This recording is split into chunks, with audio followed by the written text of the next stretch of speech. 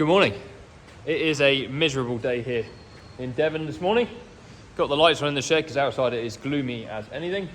Just come in and fed all the calves this morning. They are looking well happy with their cake. As you saw in a previous video, we've changed up their ration a bit, so they're on a mixture of hay and silage now. They seem to be loving that, so we'll continue with that for their feeding, and then they get their cake on top twice a day. We might change it at some point so that the cake is incorporated, if I can say the word, into the mix. We haven't got to come and feed them, but at the same time I like coming and feeding them because you can see them all come up to feed. If there are any that don't come up and feed, you know, there might be something a little bit wrong with them, or they're perhaps not feeding 100%, but yeah, just something to think about. Anyway, this morning I am on the scraper tractor. I've got to go next door and open up the shed and get the cow scraped out. John's going to do the feeding, and then we'll jump on the straw topper and get all the bedding done. I mean, this is 8:45 in the morning. Look how dark it is in here. It's hideous. I know we haven't got any lights on, but to be honest, the lights in this shed don't really work, so it wouldn't be any good putting them on. Come on, you guys, on you go.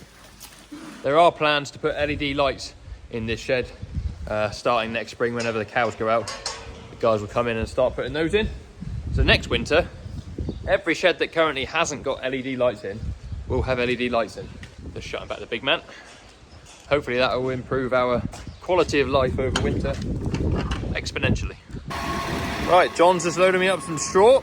I'm currently hiding under roof, still throwing it down with rain, and we'll start getting some cattle bedded up.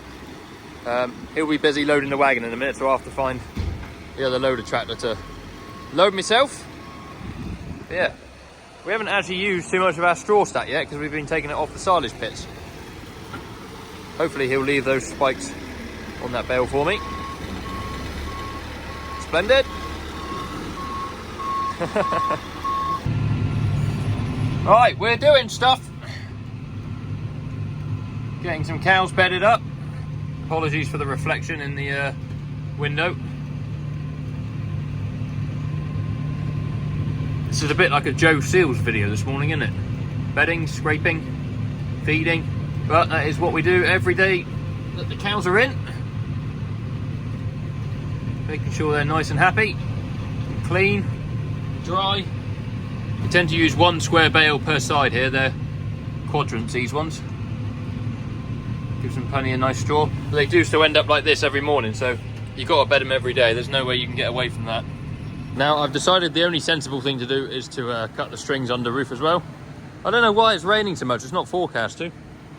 But now I sharpened my knife this morning. Now I'm sure everyone goes about sharpening their knife in a different way. Some people use a grinder, some people use a stone, some people use a proper like knife sharpener type thing you put on a bench. We have a bench grinder up in the workshop with a really, really fine grit block on it. So I run it over that. I then get a chainsaw file and just take the burr off on one side. And then what you're left with is a blade that is absolutely murder sharp. I mean, that string's already broken, so there's no point trying to cut that one. But you've only got to rub up against them gently, and they break. Like that. Even the ones you can't see, you sort of just put it in the right area, like so. Yeah, murder sharp. Also, I used to use standing knives, but I've gone away from them because the blades just do not last and you can't really sharpen them, and they're quite brittle, they break. So I've gone back to like a lamb's foot knife with a proper good steel blade on it, so it's working well at the moment. Anywho, we're about halfway through doing the bedding, so we'll get that finished before breakfast, and then hopefully this rain decides to go away.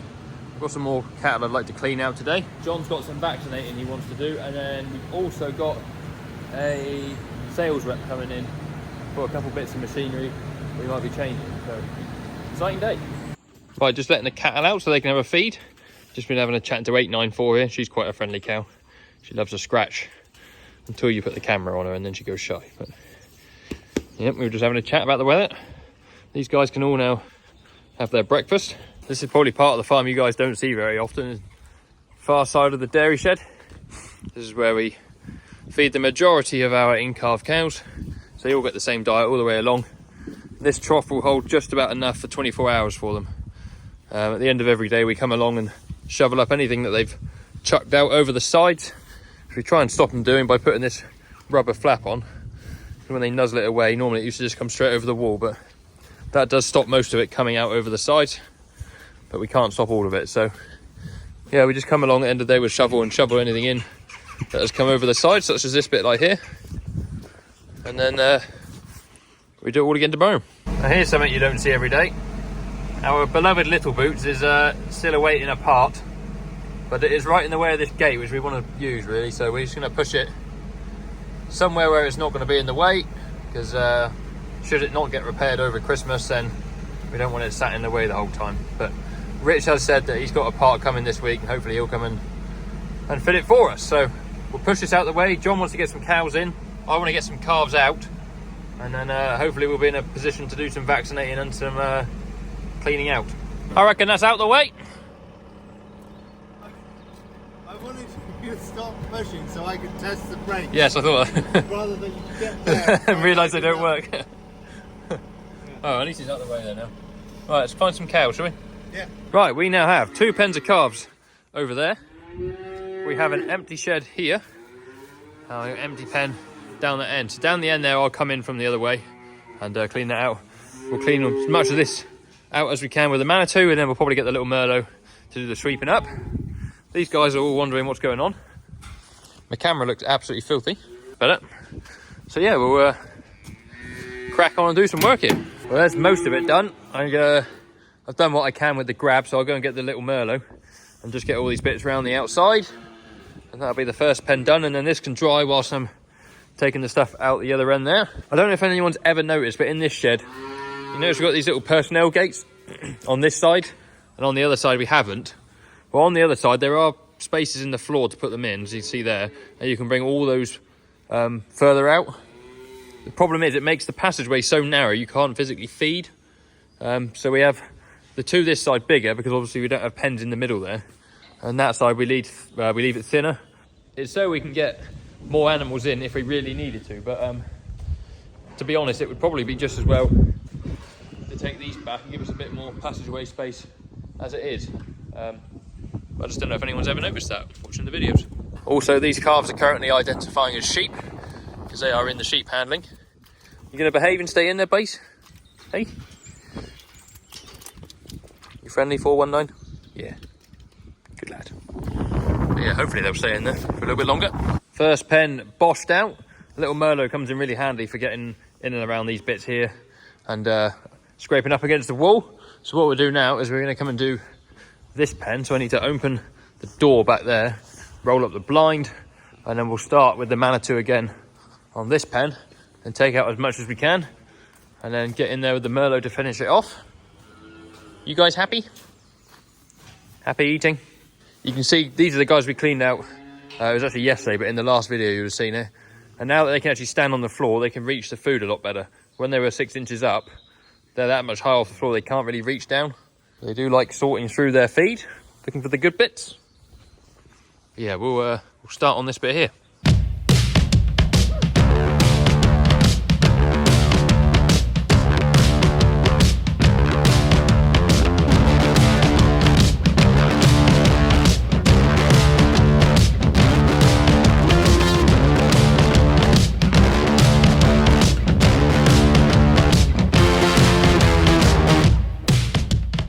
Right, we are just about done now with the emptying of the pens. We've got 2 little piles here to pick up. I've just been around with the dung fork, cleared out all underneath the fronts of the feeders. So it's all spick and span. I've just pushed it out the door there with the Merlot. And then what I'll do with the Manitou is grab as much as I can. We've got a wall at the end of the passage here I can pick it up against. So we'll go and get the straw chopper. I've already loaded that. And we'll blow some straw in. Get these calves back in their pens, because I'm sure they'd rather be in the shed rather than stood out there on the ramp. So there's nice deep bedding. Calves will love that. John's just letting the first lot out. They're going to run down through here, hopefully, past all their mates who are feeding. And then I've stupidly put that bale in the way, so I can't actually shut this door. But I'm hoping they'll run down to me and I'll scare them back in that gate and they can go in there. Ha!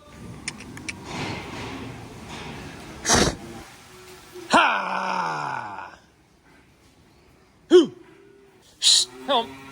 Come on. Come on. Here you go. Hoo! Come on, Piggin. Yes. Oh. Good grub that, John. Cracking it is. Yeah. Yeah. They look happy. Right, next up. Right, boys, it's time to start identifying his cows again. Onwards. An elevated view of the cows going home. They just like it here so much, they don't want to leave. Not entirely sure why. Oh.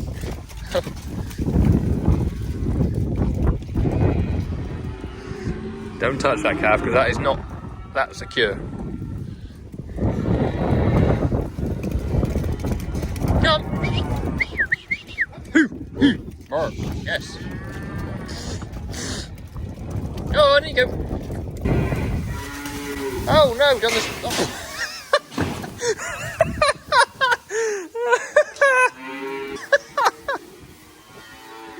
Wow. That's one of the best things I've ever seen a cow do. We'll go to a slow motion replay.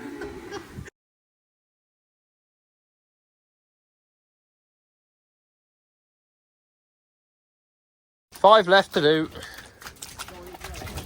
Down you go. Come on. Go on, you can all fit. This needs cleaning out. Ah, go cow.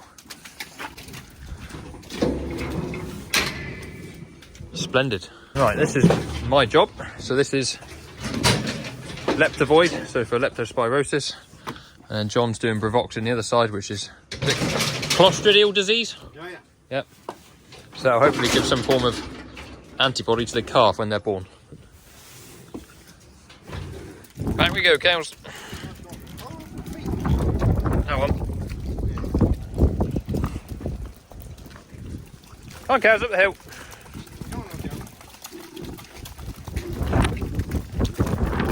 It is windy.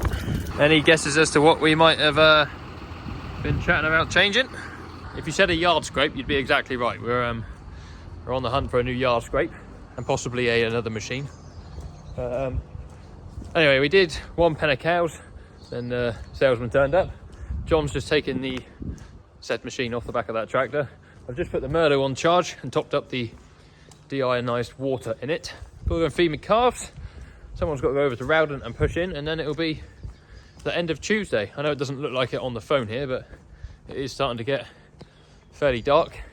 It's what is it? It's 4:25, so that's about right. Hopefully that tractor's not going to be sat there too much longer. Yeah, I'm hoping Rich comes to mow, but we shall see.